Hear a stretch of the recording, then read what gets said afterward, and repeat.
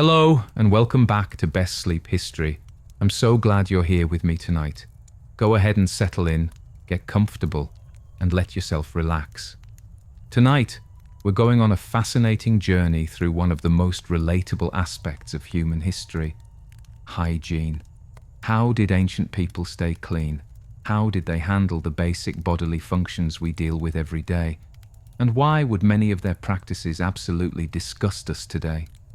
We'll explore bathroom habits across ancient civilizations, discover how people bathed when running water was a luxury, learn about dental care that might make your teeth hurt just hearing about it, and understand how women managed hygiene challenges that modern products have made almost trivial.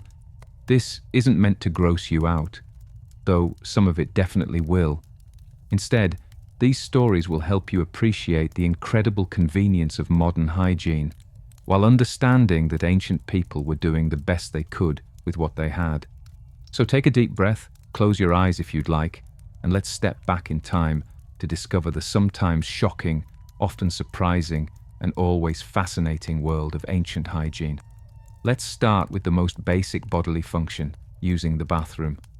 In the modern world, we have toilets, running water, toilet paper, privacy, and sewage systems that whisk waste away where we never have to think about it again. Ancient people had none of these things. Yet they still needed to deal with human waste every single day. How they managed this tells us a lot about their ingenuity, their cultural values, and sometimes their complete lack of concern for sanitation. Ancient Egyptians had a complicated relationship with hygiene. In many ways, they were quite clean by ancient standards. But their toilet situation was problematic. For most ordinary Egyptians, there were no toilets. You would simply find a private spot behind your house in a field, somewhere out of the way, and squat. Wealthy people might have a small room with a hole in a wooden or stone seat, beneath which was a container of sand that needed to be emptied regularly. The really wealthy had toilet seats made of limestone, sometimes quite elegantly carved. Archaeologists have found these in palaces and wealthy homes. The waste would drop into a container below, and servants would have the unenviable job of removing and disposing of it. But here's what's surprising. Egyptians bathed frequently and valued cleanliness highly. They shaved their body hair because they associated body hair with uncleanliness and lice. Priests shaved their entire bodies, including their heads, and bathed multiple times a day in cold water from the Nile before performing religious duties. Yet this same Nile was used for bathing, drinking water, washing clothes, and yes, as a toilet. People would wade into the Nile to relieve themselves. The river's current carried waste away, so in a sense, it was a flowing sewer system. But it also meant you were bathing and drinking from the same water source. The Egyptians did understand that water needed to be filtered and purified. They would pour water through fabric to filter out sediment, and they knew that water stored in porous clay jars stayed cooler and cleaner. But they didn't understand disease transmission, so the Nile served all purposes simultaneously. For wiping, Egyptians used whatever was available: pottery shards, smooth stones, or possibly water and their hand, using the left hand for this purpose, and keeping the right hand clean for eating. Toilet paper wouldn't be invented for another several thousand years. Romans are famous for their advanced plumbing and sanitation systems, and with good reason. They built aqueducts bringing fresh water from miles away, public baths that served thousands, and sewers like the Cloaca Maxima that are still partially functional today. But their public toilet system was intimate, in ways that would horrify modern people. Roman public latrines were communal affairs. Imagine a room with stone or wooden benches lining the walls. These benches had holes cut in them, spaced about 2 feet apart. Beneath the benches, water from the aqueduct system flowed through channels, carrying waste away to the sewers. There were no dividers between the holes, no privacy walls, no individual stalls. You would sit next to strangers, sometimes shoulder to shoulder, all using the toilet simultaneously while chatting casually. Romans saw nothing wrong with this. The latrine was a social space, a place to meet and gossip. In fact, going to the public latrine was sometimes considered a leisure activity. Some latrines had mosaic floors, decorated walls, even small shrines to Fortuna, the goddess of luck. Men would spend time there not just for bodily functions, but for socializing. Now here's the disgusting part, the wiping implement. Romans used a sponge on a stick called a tersorium or xylospongium. This was a natural sea sponge attached to a wooden stick. After using it, you'd rinse it in the channel of running water at your feet, the same water that was carrying away everyone's waste, and leave it for the next person. Yes, you read that correctly. Romans used shared communal sponges to wipe. The running water was supposed to keep them clean, but this was clearly a source of disease transmission. Parasitic infections were common in Rome, partly due to shared toilet sponges. Wealthy Romans had private latrines in their homes with the same sponge stick system, but for personal use only. Some evidence suggests wealthy people might have used wool or cloth for wiping, which would be washed and reused. But for most Romans, the shared sponge stick was the standard. Public latrines charged a small fee, so very poor people couldn't always afford them. These people would use chamber pots at home or relieve themselves in alleys, often dumping waste from windows into the streets. Roman streets, especially in poor neighborhoods, were disgusting cesspools of human and animal waste. The Romans also had another bathroom-related industry, urine collection. Public urinals were placed throughout Rome, and urine was collected and sold to fullers, laundry workers, who used it for cleaning clothes because the ammonia was an effective cleaning agent. Emperor Vespasian famously taxed the urine collection industry, leading to his son's complaint and Vespasian's response: "Money doesn't smell." Greeks were less advanced in sanitation than Romans. Most Greek homes didn't have toilets at all. People used chamber pots, ceramic pots kept in the bedroom or a private room, which would be emptied into cesspits, into streets, or outside city walls. The chamber pot was called an amis or scaphion. After use, the contents would be dumped somewhere, ideally in a designated waste area, but often just outside.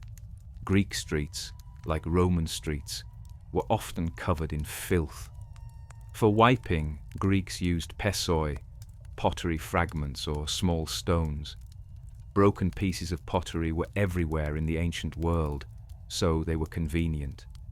These would be used once and discarded, or sometimes washed and reused.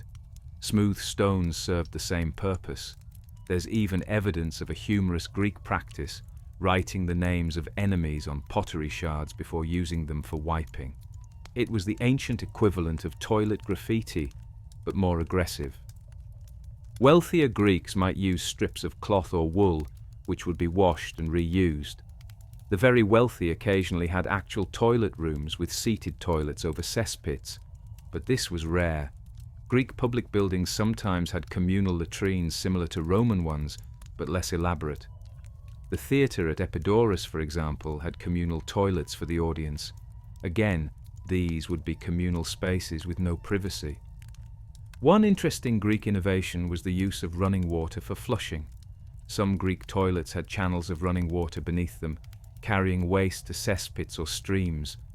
This was less sophisticated than Roman systems, but showed understanding of the need to move waste away from living areas. After the fall of Rome, sanitation technology actually regressed in Europe. Medieval people had less sophisticated systems than their ancient predecessors. The most common toilet for medieval people was the chamber pot. Everyone had one. Peasants had simple clay pots. Nobles had decorated pottery or even metal pots. You would use it at night or during the day if weather was bad. Then someone, usually a servant if you were wealthy, or yourself if you weren't, would empty it. Where did they empty it? In theory, into designated waste areas, cesspits, or latrines. In practice, often just out the window into the street. Medieval streets were incredibly filthy, covered in human and animal waste, garbage, and mud. Walking under windows was genuinely dangerous. You might get a pot of waste dumped on your head. Some cities tried to regulate this. Paris had laws requiring people to shout a warning before dumping chamber pots. Gardez l'eau! Watch out for the water, giving pedestrians a moment to move. But these laws were often ignored. Castles and wealthy homes had garderobes, small rooms with toilet seats over chutes that dropped waste down into moats, rivers, or cesspits below. The word garderobe literally means wardrobe, because these rooms were sometimes used to store clothes. The ammonia smell from urine was thought to repel moths. The garderobe chute system was reasonably effective at removing waste from living areas, but it created problems. Castle moats filled with sewage became stagnant, disease-ridden cesspools. Rivers downstream of castles were polluted, and the smell was overwhelming. Monasteries sometimes had more sophisticated toilets called reredauters, communal latrines with multiple seats, often built over flowing streams that carried waste away. Monks sat side by side just like ancient Romans, using the toilet together while presumably maintaining pious silence. For wiping, medieval people used whatever was available: hay, straw, leaves, moss, cloth rags. Wealthier people might use wool or linen scraps. There's even evidence of people using pages from books or documents they no longer needed, leading to the loss of some historical records to an unfortunate fate. The medieval period also saw the rise of professional gong farmers, men who cleaned out cesspits and privies. This was one of the worst jobs imaginable, working in confined spaces full of toxic sewage, often at night. But it was necessary work and actually paid relatively well because almost nobody wanted to do it. Ancient China had surprisingly sophisticated toilet systems in cities, though rural areas were much more primitive. Chinese cities had public toilets built over pits. Some of these pits had running water systems for flushing. Others were simply deep pits that were periodically emptied by workers who would collect the waste for use as fertilizer. Human waste was valuable in agricultural societies. It was excellent fertilizer once properly composted. One particularly strange Chinese toilet system was the pig toilet. This was common in rural areas and continued into the 20th century in some places. The toilet would be built directly over a pig pen.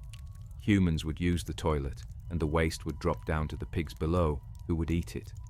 This seems horrific to modern sensibilities, but it was actually quite practical from a subsistence farming perspective.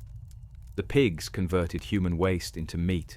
The pig pen was regularly cleaned, and pig manure was used to fertilize crops.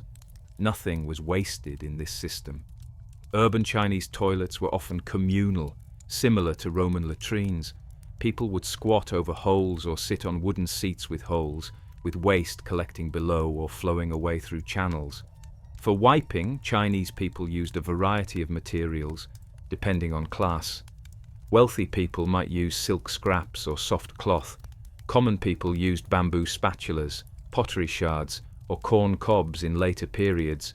There's evidence that paper was sometimes used for wiping by wealthy Chinese as early as the 6th century CE, long before anywhere else in the world. Chinese cities also employed workers specifically to clean streets and remove waste. This was organized sanitation on a scale that medieval Europe wouldn't match. Chinese understanding of the need for clean water and waste removal was more advanced than many contemporary civilizations. In ancient India, and continuing in many parts of India today, the toilet system was quite different from Western practices. Most Indians used the squat and wash method. You would squat over a designated area, a latrine pit, a field, or a riverbank, and after finishing, you would clean yourself with water and your left hand. The right hand was kept scrupulously clean and used for eating, handling food, and social interactions. The left hand was reserved for bathroom hygiene. This system required access to water, which was generally available in India's monsoon-influenced climate. People would carry a small vessel of water with them for this purpose. From a hygiene perspective, This is actually more sanitary than using dry wiping materials, provided you wash your hands thoroughly afterward. Water removes waste more completely than dry wiping. This is why bidets are considered more hygienic than toilet paper. However, ancient Indians didn't always have soap, so hand washing might be just water, or water and sand for abrasion. This wasn't always sufficient to remove all bacteria which contributed to disease transmission. Ancient Indian cities had fairly sophisticated sewage systems. The Indus Valley Civilization, dating back to 2500 BCE, had urban planning that included bathrooms, drainage systems, and covered sewers, remarkably advanced for the time. Individual homes had toilet rooms with seats over drains that connected to city sewage systems. After the Indus Valley Civilization declined, toilet technology in India became less sophisticated. Medieval Indian cities and villages mostly used the squat and wash method without elaborate infrastructure. The caste system in India meant that cleaning latrines and handling human waste was considered deeply polluting work, assigned to the lowest castes. These untouchables were socially ostracized for doing necessary sanitation work, a practice that continued into modern times. Vikings and medieval Scandinavians typically used outdoor privies, small wooden structures over pits. These were placed away from living areas because of the smell. In winter, using an outdoor privy in Scandinavia was genuinely miserable.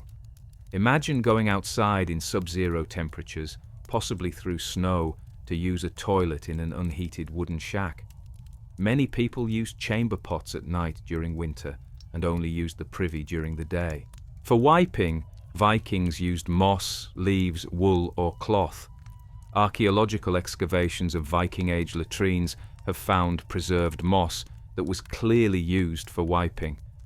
Viking longhouses sometimes had small rooms or alcoves that could be used for toilet purposes with chamber pots, but these were primarily for night use or bad weather.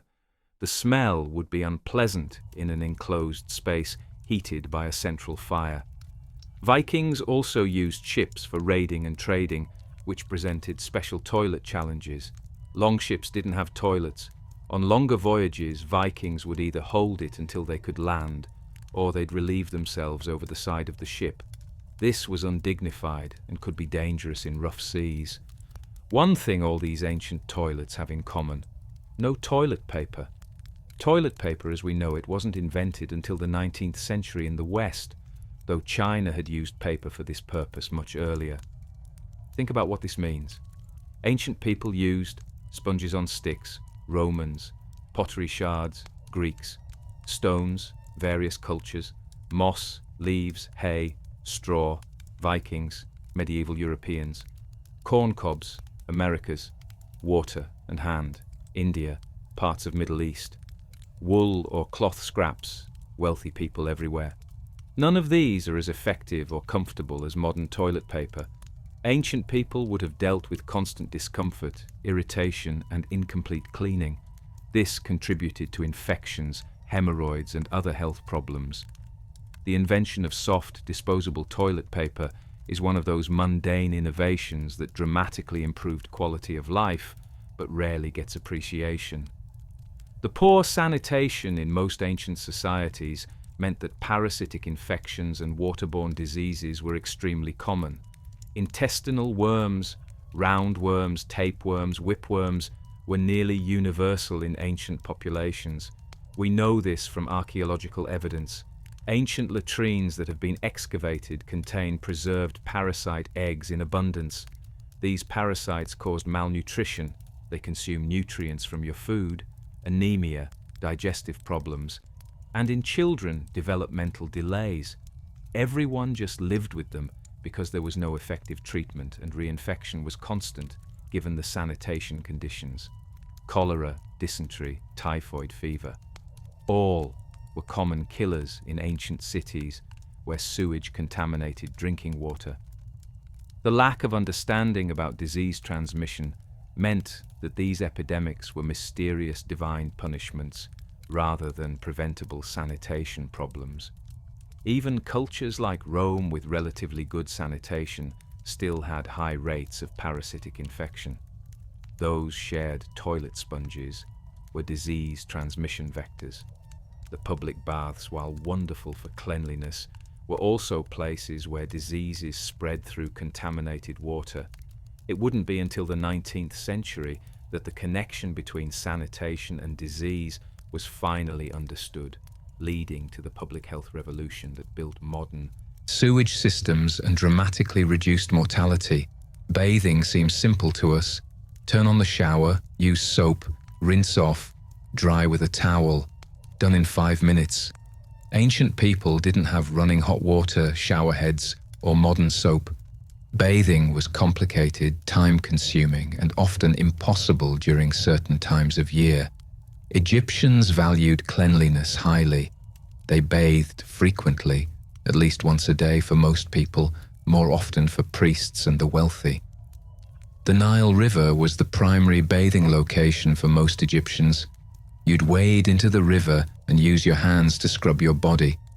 Sometimes you'd use natron, a naturally occurring salt, as a cleansing agent. Natron has mild antibacterial properties and helped remove oils and dirt. The wealthy had servants pour water over them as they stood in a designated bathing area, usually outdoors.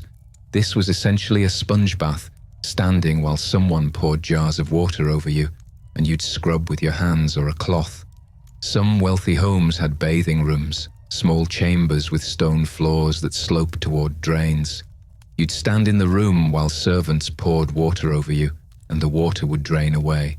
This was a significant luxury. After bathing, Egyptians would rub their bodies with scented oils. They didn't have soap, but oils helped remove remaining dirt, while also moisturizing skin that was dried out by sun and natron. These oils were scented with flowers, herbs, or resins: myrrh, frankincense, lily, cinnamon. Egyptian priests were particularly obsessive about cleanliness. They shaved their entire bodies every few days, bathed at least twice a day in cold water, and wore only the cleanest linen. Cleanliness was a religious requirement for approaching the gods. Greeks bathed regularly, but not as elaborately as Romans would later. Most bathing was fairly simple. The typical Greek bath involved scraping dirt off with a strigil, a curved metal tool, while the skin was oiled. You'd rub olive oil over your body, let it sit for a few minutes to absorb dirt and sweat, then scrape it off with the strigil. The oil, dirt, and dead skin would come off together. After this scraping, you might rinse with water, either poured over you or by plunging into cold water. Greeks generally bathed in cold, or at best lukewarm water. Hot baths were rare and considered somewhat decadent. Greek gymnasiums, the buildings where men exercised naked, had cold plunge pools. After exercising, you'd oil yourself, scrape with the strigil, then plunge into cold water. This was considered healthy and invigorating. Some cities had public bathhouses with heated water, but these were less common than in later Roman times. The bathhouse at Olympia, for example, had heated pools, but this was unusual and associated with the Olympics rather than everyday bathing. Wealthier Greek homes had bathing rooms where servants would pour water over you from jugs. Some had terracotta bathtubs, small by modern standards, more like large basins you'd sit in rather than lie down. Greeks didn't have soap, just oil and scraping.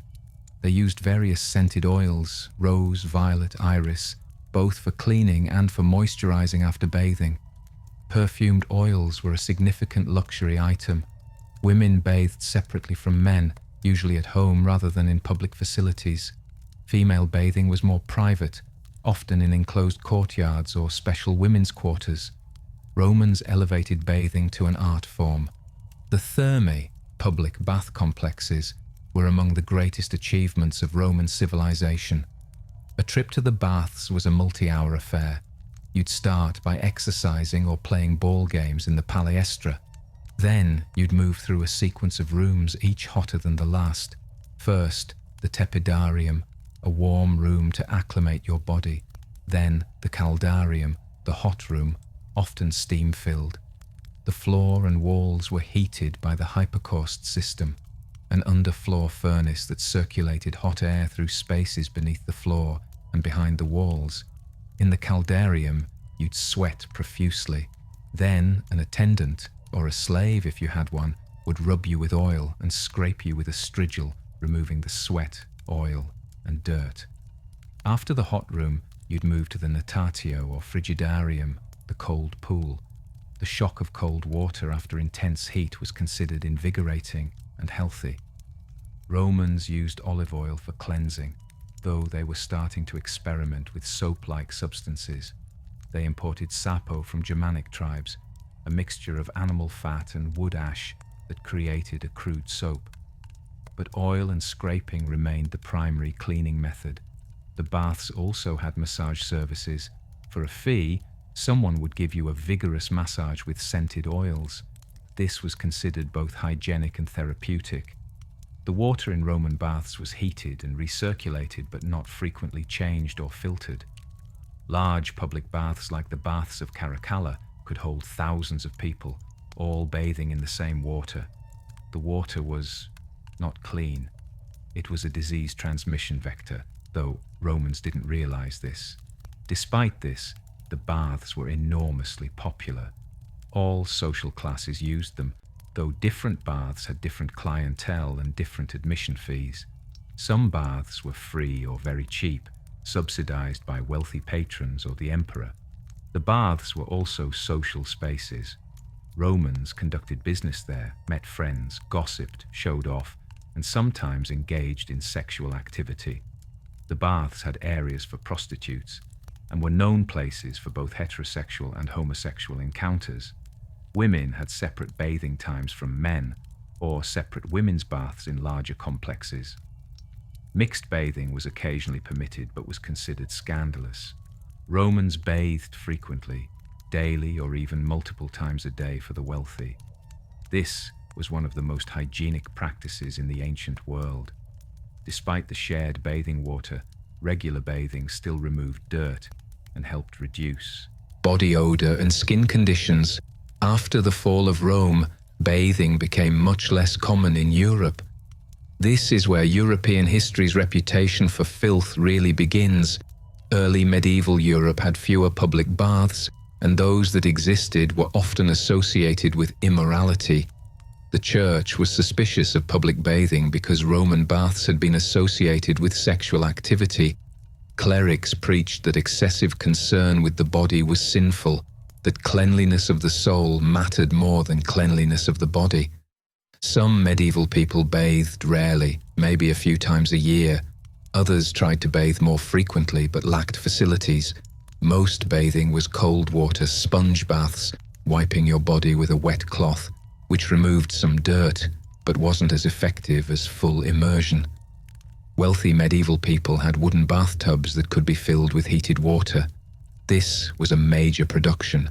Water had to be heated over a fire, then carried bucket by bucket to fill the tub. After the bath, the water might be used by multiple family members before being discarded because of the effort required to prepare it. Public bathhouses did exist in medieval cities, especially in the later medieval period. These were called stews in England or bagnios in Italy. They offered hot baths, steam, and often sexual services. They were essentially bathhouses and brothels combined. The church regularly condemned these bathhouses as dens of sin, but they remained popular. However, by the 16th century, concern about disease, especially syphilis, and moral reform movements led to many bathhouses being closed. There was also a bizarre medieval belief that water could penetrate the skin and introduce disease into the body. Some medical texts warned against bathing because it opened the pores and made you vulnerable to illness. This led to practices like dry cleaning, rubbing the body with cloths without water, or changing linen undergarments frequently rather than bathing. Wealthy people who rarely bathed would change their linen shirts frequently. The linen was thought to absorb sweat and dirt, so clean linen was a substitute for bathing. They might also use perfumes heavily to mask body odor. Medieval monks were required to bathe only a few times a year: Easter, Christmas, and perhaps one or two other occasions. More frequent bathing was considered a luxury and a distraction from spiritual concerns. The result was that medieval Europeans were, on average, much dirtier than ancient Romans. This contributed to disease, pest infestations, lice, fleas, bedbugs, and the characteristic smell that medieval people apparently just accepted as normal. Vikings, surprisingly, were relatively clean by medieval standards. They bathed regularly and valued personal hygiene. The Norse word laugardagur means washing day and became Saturday in Scandinavian languages. Vikings traditionally bathed on Saturdays, making this a weekly routine. They bathed in rivers, lakes, or the sea when weather permitted. In winter, they used saunas, small structures heated with stones that had been heated in a fire. Water would be poured over the hot stones to create steam. In the sauna, you'd sweat profusely, then scrub your skin. Afterward, you might roll in snow or plunge into cold water, similar to modern Finnish sauna practices, which descend from Viking traditions. Vikings also combed their hair regularly, trimmed their beards, and used ear spoons to clean their ears. Archaeological finds include grooming kits with combs, ear spoons, and tweezers. Vikings clearly cared about personal appearance and cleanliness. Anglo-Saxon writers actually complained about how clean Vikings were. One English chronicler wrote that Vikings bathed weekly and changed their clothes regularly, which made them attractive to English women, an annoying advantage for Viking raiders. Vikings used soap made from animal fat and wood ash. This was a crude soap, but effective. They also used oils and rendered fat to moisturize skin and hair. The Islamic world maintained and expanded Roman bathing traditions in ways that medieval Christian Europe did not. Islamic law requires ritual purification before prayer, which Muslims perform 5 times daily. This meant regular washing was a religious obligation. At minimum, hands, face, and feet had to be washed. Ideally, the whole body should be clean. The hammam, the Islamic bathhouse, was based on Roman thermae but adapted to Islamic needs. Hammams were segregated by sex or had separate men's and women's hours. They typically had 3 rooms: a cool room, a warm room, and a hot room, just like Roman baths. In the hot room, you'd sweat, then be scrubbed vigorously by an attendant using a rough cloth or mitt to remove dead skin. After scrubbing, you'd be lathered with olive oil-based soap. Arabs and Persians had refined soap making beyond the crude European versions. The hammam was also a social space, a place for celebrations, and often where marriage arrangements were discussed. Women especially used hammams as social gathering places where they could relax away from male supervision. Islamic cities maintained cleanliness standards that medieval Christian Europe couldn't match. Regular bathing, clean mosques, and relatively better urban sanitation meant that Islamic cities were generally healthier than contemporary European cities. Chinese royalty and nobility had access to elaborate bathing facilities. Imperial palaces had heated pools and bathing chambers. Wealthy people had bathtubs and servants to heat water. Common people bathed less frequently, usually in rivers or communal bathhouses. Chinese cities had public bathhouses where you could pay for hot water and bathing services. Chinese soap was made from plants rather than animal fats. They used ingredients like soap beans, honey locust, and certain tree barks that had cleansing properties. These plant-based soaps were gentler than the harsh animal fat. Soaps Europeans made. Chinese people also valued clean hair. They washed their hair with water and natural cleansers, and both men and women grew their hair long and spent time grooming it elaborately. Like Islam, Hinduism emphasizes ritual purity, which includes physical cleanliness. Bathing was a religious requirement before prayer and after various activities considered polluting. Most Indians bathed in rivers, which had religious significance. The Ganges River was especially sacred. Bathing in it was thought to purify the soul as well as the body. Pilgrims would travel long distances to bathe in the Ganges. Indians used various natural cleansers. Shikakai powder, made from certain tree pods, was used to wash hair. Chickpea flour mixed with turmeric was used as a body cleanser. Neem leaves had antibacterial properties and were used in bathing water. Ayurvedic medicine, India's traditional medical system, emphasized bathing and cleanliness as important for health. Different types of baths were prescribed for different conditions: cold baths for some ailments, hot baths for others, herbal baths for skin conditions. Indian bathing practices varied by region, class and caste. Brahmins, priests, were required to bathe multiple times daily as part of ritual purity. Lower castes had fewer restrictions, but still generally bathed at least daily when water was available. Native American cultures had various bathing practices, but many used sweat lodges, structures heated with hot stones where you'd sweat intensely, then often plunge into cold water afterward. This practice was both hygienic and spiritual. The sweat lodge ceremony had religious significance, symbolizing purification and renewal, but it also effectively cleaned the body and was recognized as health-promoting. Aztecs and Maya bathed frequently. They built temazcals, sweat baths similar to saunas, and used them regularly. They also bathed in rivers and lakes. Spanish conquistadors noted with surprise that Aztecs bathed daily, which was far more often than most Spaniards. Aztecs used soap made from a plant called copalxocotl, which produced a lathery substance. They also used various clays and plant extracts for cleansing. Inca cultures similarly valued cleanliness. They bathed in rivers and hot springs. The Inca capital of Cusco had a sophisticated water supply system that included fountains and bathing facilities. Ironically, bathing became less frequent in Europe during the early modern period, 1500–1800, than it had been in medieval times or ancient Rome. The Protestant Reformation emphasized spiritual purity over physical cleanliness. Fear of disease, especially syphilis, made people wary of bathhouses. And the strange medical belief that water could introduce illness through the pores became more widespread.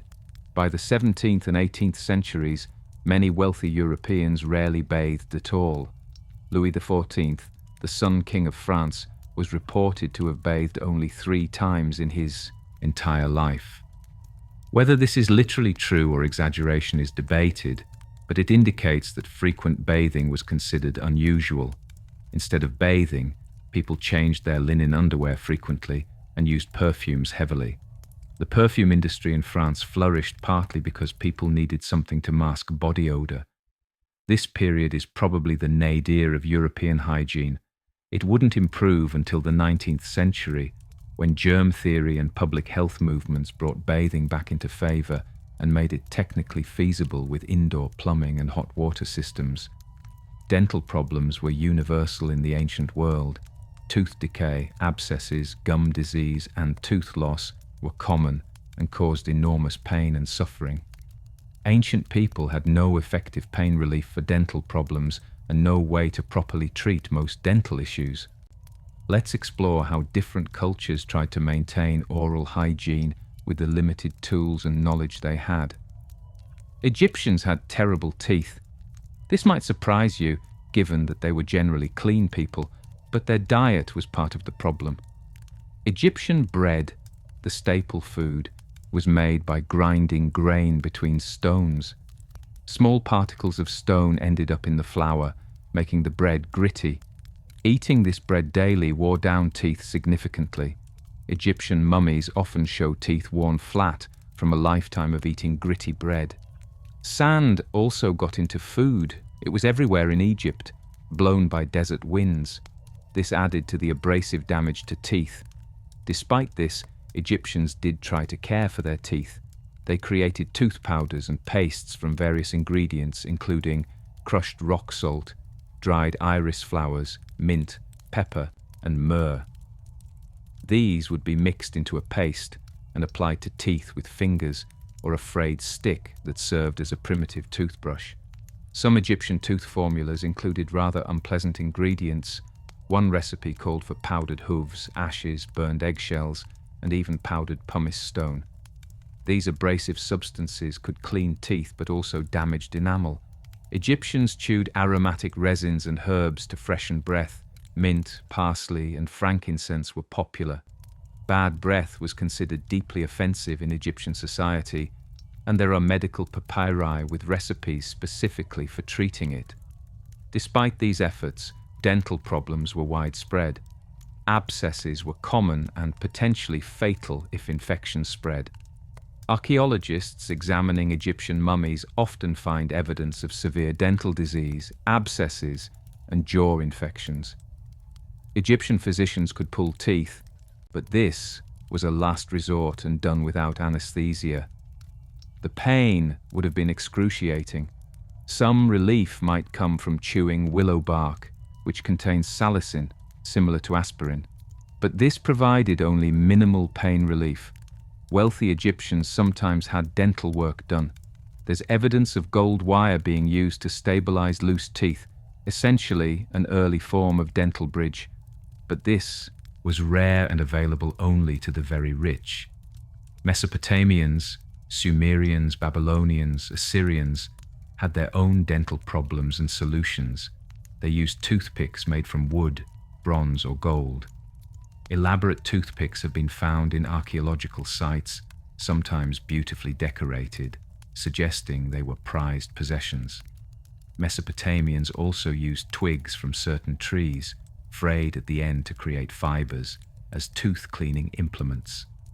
This is the origin of the miswak or siwak that would later be used throughout the Islamic world. Their understanding of dental problems was limited by their worldview. They believed a toothworm caused tooth decay. According to Mesopotamian texts, a demon worm burrowed into teeth and caused pain. Treatments were designed to kill or expel this worm. One Babylonian text describes a ritual where the patient would stare at water in a bowl while an incantation was recited. Then the water would be used to rinse the mouth, supposedly driving out the toothworm. Obviously, this didn't work, but it shows the desperate search for solutions. They did have some practical remedies. Mesopotamian medical texts describe various tooth powders and pastes made from crushed salt, herbs, honey, and sometimes more exotic ingredients like turtle shell powder. For toothaches, they used a paste of crushed seeds and oils applied directly to the painful tooth.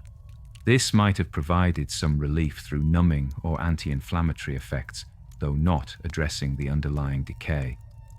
Mesopotamian physicians would pull teeth as a treatment, but as with Egypt, this was painful and dangerous. Post-extraction infections could and did kill people. Greeks and Romans were more advanced in some ways, but also did some things that seem horrifying to us. Romans used tooth powders made from various abrasives, crushed bones, pumice, ground shells, even crushed glass. These would scrub away surface stains, but also damage tooth enamel over time. They also used some bizarre ingredients. Pliny the Elder recommended using the ashes of burned mouse heads as a tooth powder. Other sources mention crushed dog teeth, rabbit heads, and even human teeth from corpses as ingredients in dental remedies. But the most famous and disgusting Roman dental practice was using urine as mouthwash. Yes, urine. Specifically, Portuguese urine was considered best, though why Portuguese urine was superior is unclear. The ammonia in aged urine did have actual cleansing properties and could whiten teeth. But the thought of rinsing your mouth with urine is nauseating. Romans actually imported bottled urine for this purpose. It was a commercial product. The poet Catullus mocked a rival, writing that his white smile came from the greater quantity of piss you have drunk. Using urine mouthwash was common enough to be the subject of jokes. Wealthy Romans also used perfumed breath fresheners, small bowls of herbs, spices, and aromatics that they would suck on or chew to mask bad breath. These included ingredients like cinnamon, cardamom, and cloves imported from afar. Roman dentists, called dentarii, could extract teeth, treat abscesses, and even make false teeth. They created dental bridges using gold wire to attach false teeth, often taken from animals or dead humans, to remaining healthy teeth. Some wealthy Romans had extensive dental work. Emperor Claudius supposedly had poor teeth and required frequent dental treatment. But for most people, dental care was limited to home remedies and hoping problems would resolve themselves. Greeks used similar methods but were perhaps slightly less extreme. They favored mint and herbs for cleaning teeth and freshening breath. Greek physicians wrote about dental care, though their theories about tooth decay were wrong. They didn't understand bacteria and thought decay was caused by imbalances in bodily humors. Medieval Europeans inherited some Roman dental knowledge but also regressed in some ways. The belief in tooth worms persisted into medieval Europe. Many people genuinely thought that tiny worms burrowed into teeth and caused decay. Some treatments involved trying to kill or smoke out these imaginary worms. Medieval people used cloth or their fingers to clean teeth, sometimes with powdered herbs, salt, or charcoal. Toothbrushes, as we know them, didn't exist in Europe yet. They chewed herbs to freshen breath, mint, sage, rosemary. Some also chewed twigs from certain trees that had pleasant flavors and fibrous textures that cleaned teeth somewhat. For toothaches, medieval remedies included holding warm wine in the mouth, applying crushed garlic, using oil of cloves, which actually does have numbing properties, or placing various herbs against the painful tooth. When these remedies failed, the only option was extraction.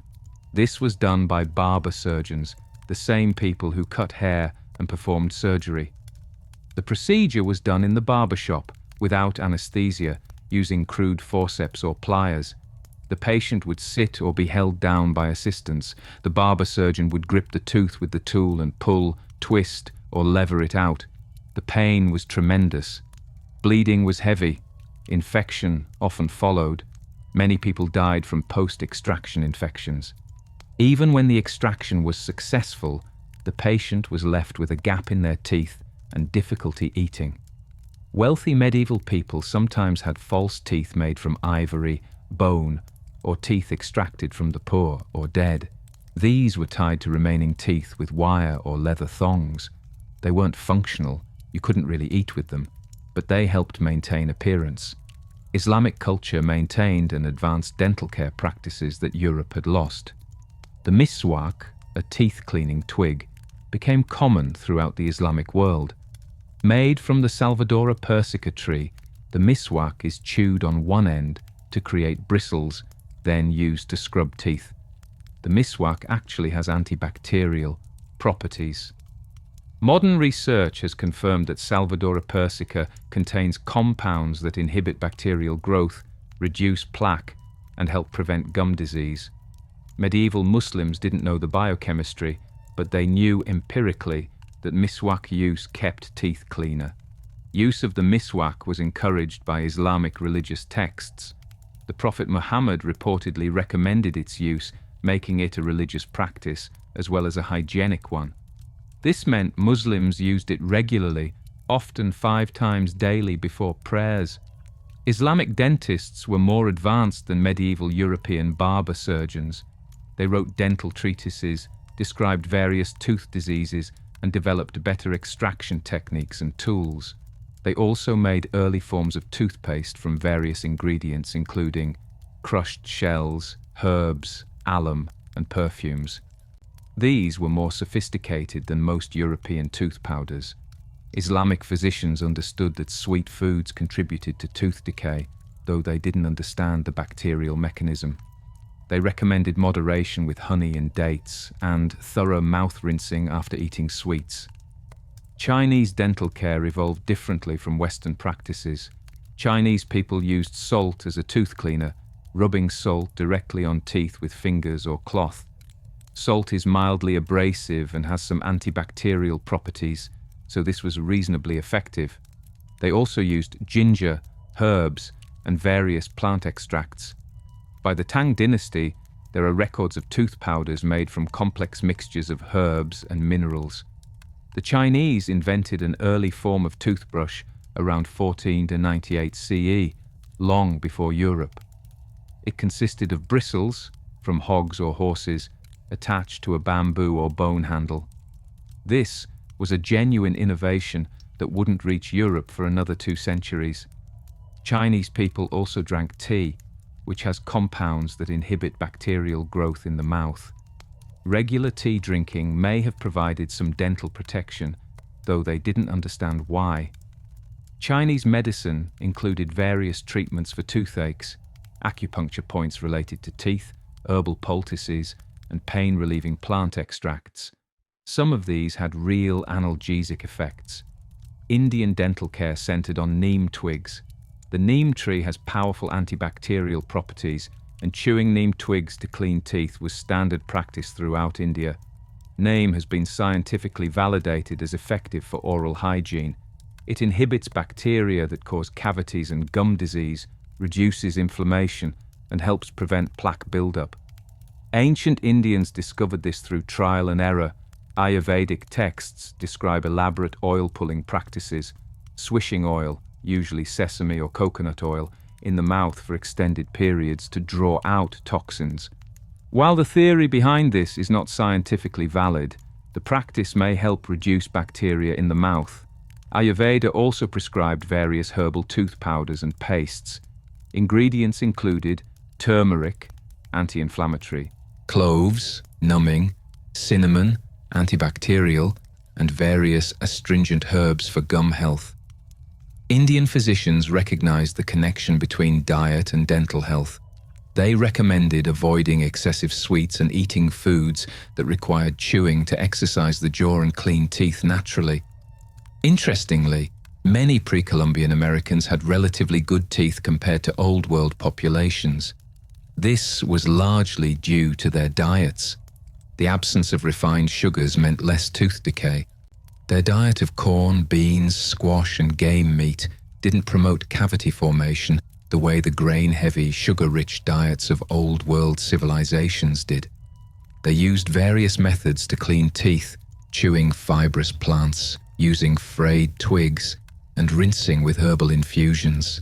Some cultures used charcoal to clean teeth, a practice that's being rediscovered in modern natural toothpastes.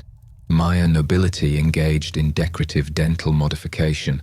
They would file teeth into points and inlay them with jade, turquoise, or other precious stones. This required considerable dental skill to do without killing the tooth or causing infection. Inca physicians could perform tree panning, skull drilling, with high success rates, suggesting they had significant surgical skill, though we don't have much evidence of specific dental surgery practices. One thing all these cultures shared was the experience of dental pain without effective relief. Imagine a severe toothache, throbbing, intense pain that prevents you from sleeping, eating, or thinking clearly. Now imagine that pain continuing for weeks or months because there's no way to treat it. Ancient people lived with this. Abscessed teeth were common. The infection would swell the jaw, cause fever, and create excruciating pain. The only relief was extraction, painful and dangerous, or death if the infection spread. Some people tried to tolerate the pain until the tooth literally rotted away and fell out. The infection might resolve after this, or it might kill you through sepsis. Dental pain was one of the most common forms of suffering in the ancient world, and one of the few types of pain that ancient remedies couldn't meaningfully address. The invention of modern dentistry, with anesthesia, antibiotics, drilling, filling, and root canals, eliminated a major source of human suffering that had existed throughout all of history. Several factors contributed to poor dental health in ancient populations. Diet. Grain-based diets with gritty bread wore down teeth. Sugar consumption, when available, promoted decay. Acidic foods eroded enamel. Lack of fluoride, no fluoridated water or toothpaste meant enamel was weaker and more prone to decay. Poor oral hygiene knowledge They didn't understand bacteria, plaque, or the importance of thorough daily cleaning. Abrasive cleaning methods. Many tooth powders contained very abrasive substances that damaged enamel while cleaning. No professional dental care.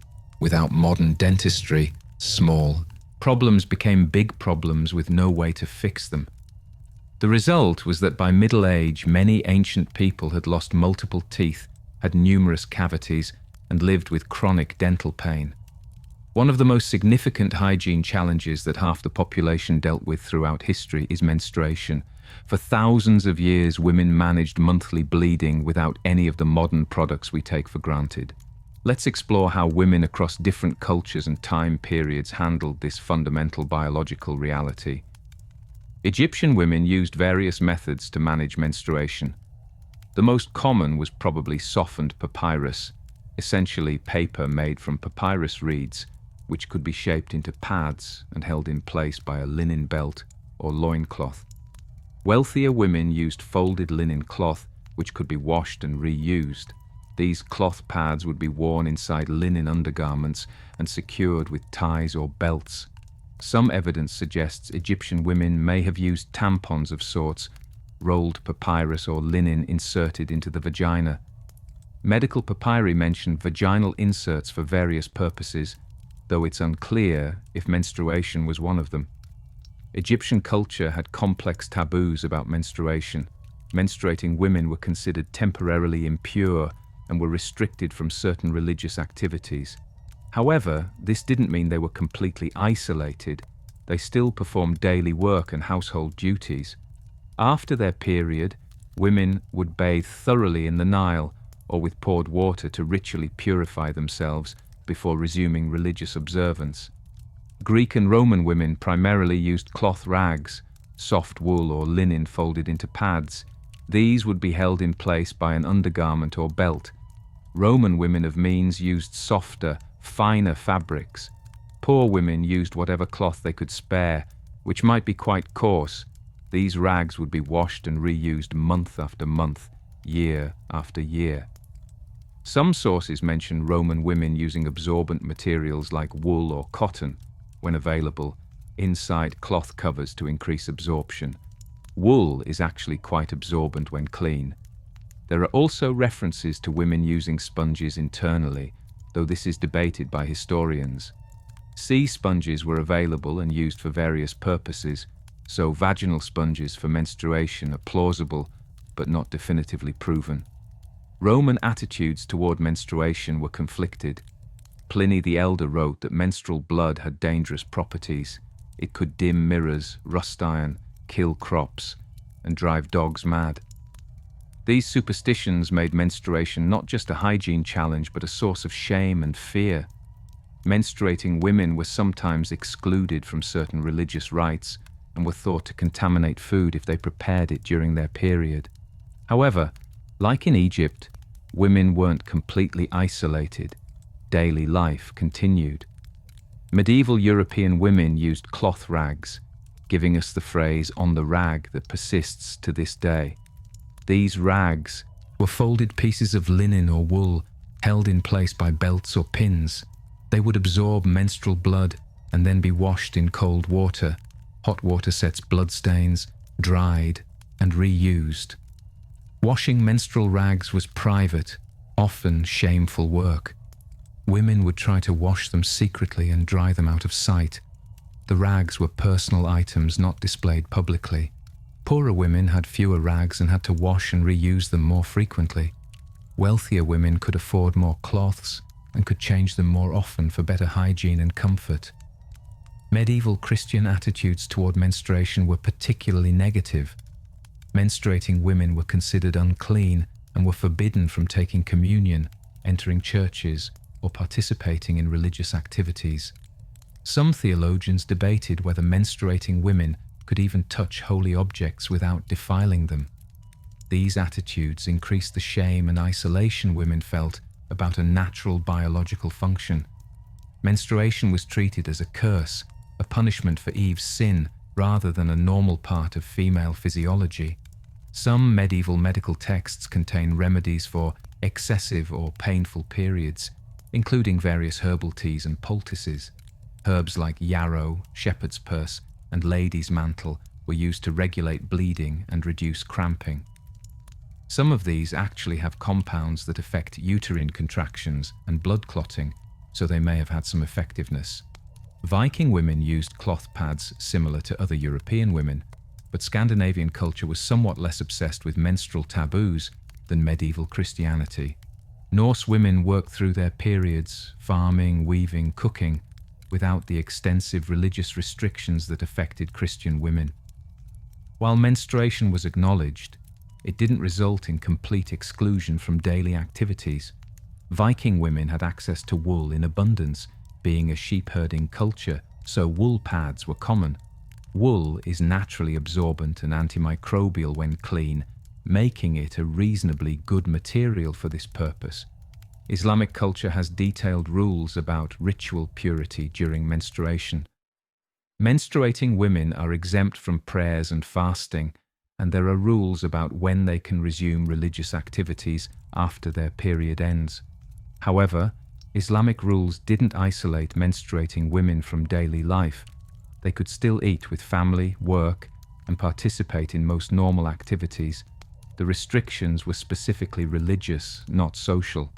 Islamic women used cloth pads similar to European women.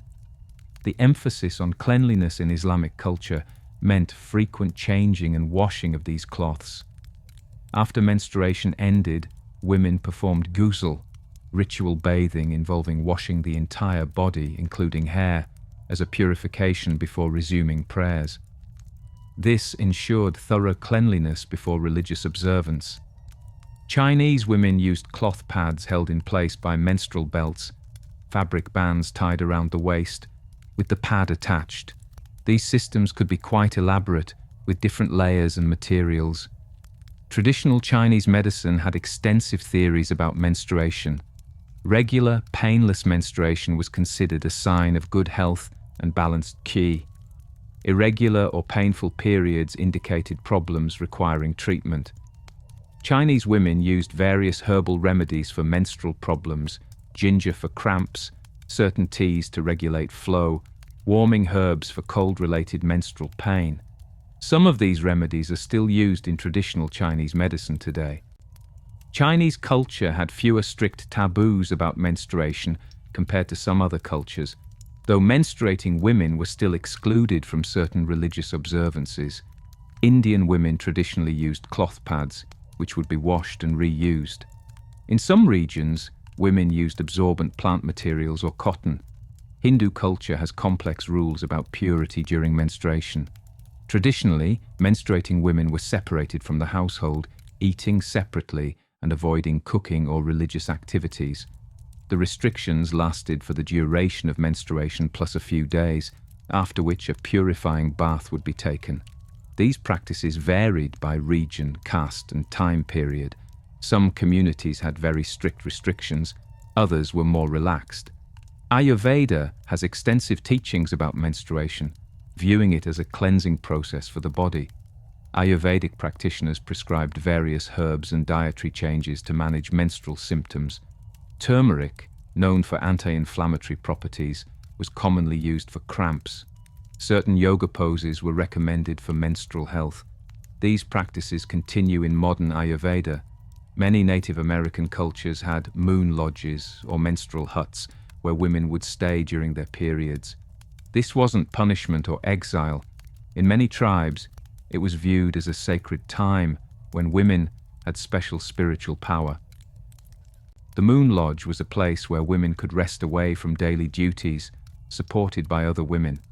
Women used various natural materials for absorption: soft moss, animal skins, or woven plant fibers. These would be disposed of or washed depending on the material. Different tribes had different beliefs and practices. Some saw menstruation as a time of power and spiritual connection. Others had taboos about menstruating women being near hunting gear or war preparations, believing the presence of menstrual blood would bring bad luck. Despite different cultural approaches, all women throughout history faced similar challenges: discomfort and leakage. Without modern adhesive pads or tampons, Keeping menstrual cloths in place was difficult. Leakage was common, resulting in stained clothing and embarrassment. Limited absorption. Cloth pads could only absorb so much. Women with heavy flows had to change frequently or risk leaking through. Washing. Menstrual cloths had to be washed regularly. Blood is difficult to remove, especially without hot water and good soap. The washing itself was often done secretly due to shame. Cramping and pain. Without effective pain relief, menstrual cramps could be debilitating. Women worked through the pain because there was no alternative. Hygiene and infection. Reusing cloth pads without proper cleaning could lead to infections. The lack of understanding about bacteria meant women didn't know why infections occurred. Social restrictions. In many cultures, menstruating women faced religious and social restrictions that isolated them and reinforced shame about a natural body function. The invention of disposable menstrual pads in the late 19th, early 20th century, and later tampons, revolutionized women's lives. Suddenly, menstruation became manageable, less uncomfortable, and less visible. Women could move freely without fear of leakage, participate in activities during their periods, and maintain better hygiene. Childbirth presented even greater hygiene challenges. Without modern medicine, childbirth was dangerous, often fatal, and always involved significant bleeding and bodily fluids that had to be managed. Before birth, women typically gave birth at home, attended by midwives or female relatives. The birthing area would be prepared with cloths, water, and whatever supplies were available. During labor could last hours or days. The woman would be in intense pain with no effective pain relief. Various cultural practices existed. Some women walked, others squatted, some used birthing stools or beds. The birth. When the baby finally emerged, there would be blood, amniotic fluid, and often fecal matter, common during pushing. The midwife or attendants would cut the umbilical cord with whatever sharp tool was available, a knife, scissors, or even a sharp stone in some cultures. The baby would be cleaned with water or oil, swaddled in cloth, and given to the mother. The placenta would be delivered shortly after and disposed of in various ways depending on culture, buried, burned, or thrown away. After birth, the mother would be bleeding heavily, lochia, the postpartum discharge that continues for weeks after birth. She would use cloth pads, changed frequently, to absorb this blood. The mother's body would be cleaned, though how thoroughly depended on the culture and the woman's condition. Some cultures emphasized immediate bathing, others believed women should avoid water for days or weeks after birth. Puerperal infection. The greatest danger after childbirth was infection, puerperal fever, caused by bacteria entering through the birth canal or wounds. Without antibiotics, these infections were often fatal. Women died in massive numbers from puerperal fever throughout history. It wasn't until the 19th century that doctors realized hand washing could prevent most of these infections. Before that, doctors and midwives would go from patient to patient without washing hands, spreading infection unknowingly. Postpartum recovery. Women would be confined to bed for days or weeks after birth, depending on culture and circumstance. During this time, they would be leaking blood and other fluids, breastfeeding, which could cause sore, cracked, sometimes infected nipples, and dealing with possible tearing and pain from the birth itself. Poor women often couldn't afford extended bed rest. They'd be up and working within days despite pain and bleeding because their labor was needed for family survival. The lack of modern sanitary products, pain relief, antibiotics, and medical care made childbirth and postpartum recovery a horrific ordeal that killed or permanently damaged countless women throughout history. And so, after more than 3 hours together, we've completed our journey through the fascinating, sometimes disturbing, always revealing world of ancient hygiene. We've explored bathroom habits across civilizations, from Egyptian Nile toilets to Roman communal latrines with their shared sponge sticks. We've discovered how people bathed when hot running water was a luxury, from Egyptian sponge baths to Roman thermae to medieval reluctance to bathe at all. We've learned about dental care that ranged from reasonable to horrifying: Egyptian tooth powder, Roman urine mouthwash, medieval tooth worms, and Islamic miswak. And we've understood the unique challenges women faced managing menstruation and childbirth without any modern products or medical care. What emerges from all these stories is a portrait of humans trying to maintain dignity and cleanliness in circumstances that made both incredibly difficult. Ancient people weren't dirty because they were stupid or primitive. They were doing the best they could with the knowledge and resources they had. Many of their practices were actually quite ingenious. Egyptian priests understanding the importance of frequent bathing, Romans building aqueducts and public bath systems that served millions, Islamic culture maintaining cleanliness as a religious duty, Chinese people inventing the first toothbrushes, Indians discovering the antibacterial properties of neem. But they were also limited by lack of understanding about disease, lack of technology for water heating and delivery, lack of materials we take for granted, and often by cultural beliefs that actively discouraged cleanliness. The result was that most people throughout history lived with a level of discomfort, smell, and disease that we can barely imagine. Body odor, dental pain, menstrual leaks, parasitic infections, these were just normal parts of life that everyone dealt with constantly. The transformation in hygiene that happened in the last 150 years is one of the most dramatic improvements in human quality of life in all of history. Indoor plumbing, hot and cold running water, flush toilets, toilet paper, soap and shampoo, toothbrushes and toothpaste, deodorant, menstrual products, pain relievers, antibiotics. These mundane, everyday things that we barely think about have eliminated enormous amounts of suffering, disease, and discomfort. They've given us dignity, privacy, and control over our bodies that no previous generation had. Tonight, as you get ready for bed, you'll probably brush your teeth with fluoride toothpaste and a nylon toothbrush.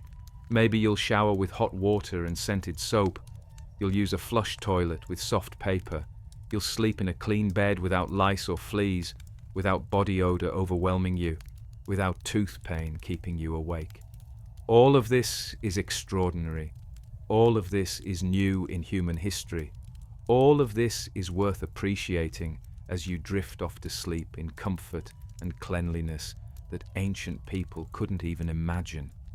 You're connected to those ancient people, struggling with the same basic bodily functions, trying to stay clean and healthy, dealing with the same biology.